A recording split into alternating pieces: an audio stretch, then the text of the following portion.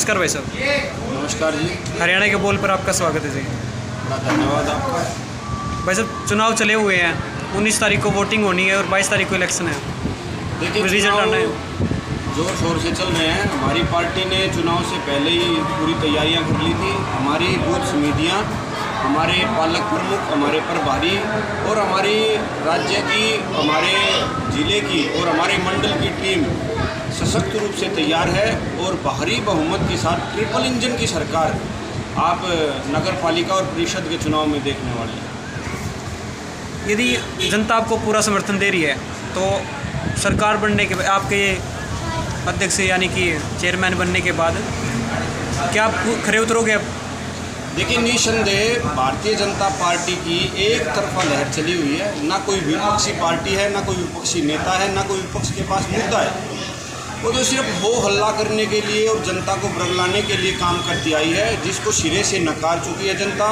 और भारतीय जनता पार्टी को दोबारा से नरेंद्र मोदी के नेतृत्व में देश ने इतने भारी बहुमत से जितवाया। मनोहर लाल खट्टर जी को दोबारा से मुख्यमंत्री बना के इतिहास रचा। और अब भारतीय जनता पार्टी ने जो बीच बिचौलियों की जो विपक्षियों ने चलाई थी वो सब बंद करके सीधे चेयरमैन के चुनाव नगर परिषद और पालिकाओं में भी किए, जिसका पूरा लाभ जनता को मिलेगा। हमारी पार्टी के वार्ड 4 से रविंद्र गहलोत जी और हमारे प्रभारी विकास वाल्मीकि जी और समस्त पार्टी के नेता, ये जनता की जीत होगी और जनता के ही काम करवाए जाएंगे। इसमें किसी प्रकार की घूसखोरी, रिश्वत, धांधलेबाजी कतई नहीं चलेगी, जो कि विपक्ष वाले चाहते थे। भाई भतीजावाद, जात पात का कोई भी नारा, चुनाव, किसी प्रकार का कोई भी वादा इरादा जो इनका था वो सब जनता के सामने आ चुका है। इनका घिनौना चेहरा बेनकाब हो चुका है। भारतीय जनता पार्टी के वार्ड 4 से प्रत्याशी भारी बहुमत से जीत रहे हैं।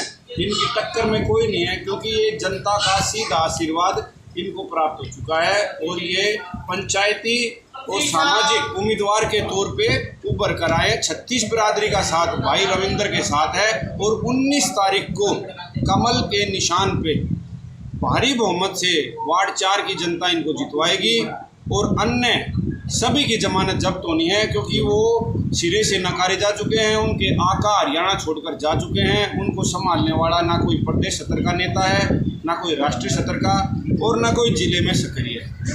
अभी लास्ट टाइम भाई साहब आपके कॉलोनी में मुद्दा उठा हुआ था कि जो अनऑथोराइज कॉलोनियाँ वगैरह हैं, लास्ट में जो पार्षद थे, समझ गया, ये काफ़ी दिनों तक मीडिया में चर्चा का विषय रहा था।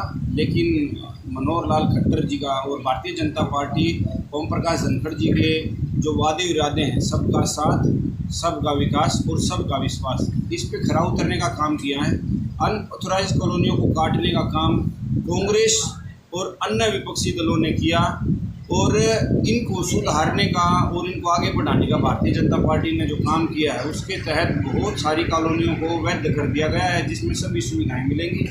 और जो अवैध कॉलोनियाँ थी उनके भी हमारी कॉलोनी, जो कि हमारे वार्ड 4 में 2 कॉलोनियाँ हैं, दोनों का नाम जा चुका है। आचार संहिता के कारण उनका नाम नहीं आने पाया। चुनाव होते ही जय हिंद कॉलोनी और देवनगर कॉलोनी, इनको पूर्ण सुविधाओं के साथ सीवर, नाली, लाइट, गली सभी सुविधाएं मिलेंगी और इनको वैध कर दिया जाएगा।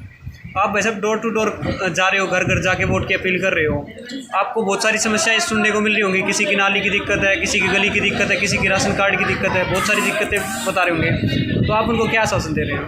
देखिए, इतनी समस्याएं नहीं हैं, लेकिन हमारे उम्मीदवार के जीतते जो छोटी समस्या है, जो बड़ी समस्या है, उन सबको एक ही नज़रिए से देखा जाएगा और पहले दिन से ही उनको सुलझाने का काम किया जाएगा। जैसे मूलभूत सुविधाएं भारतीय जनता पार्टी ने बिजली की समस्या को दूर कर रखा है। 22 घंटे बिजली मिलती है, 24 में से कई बार 23 और 24 भी हो जाती है।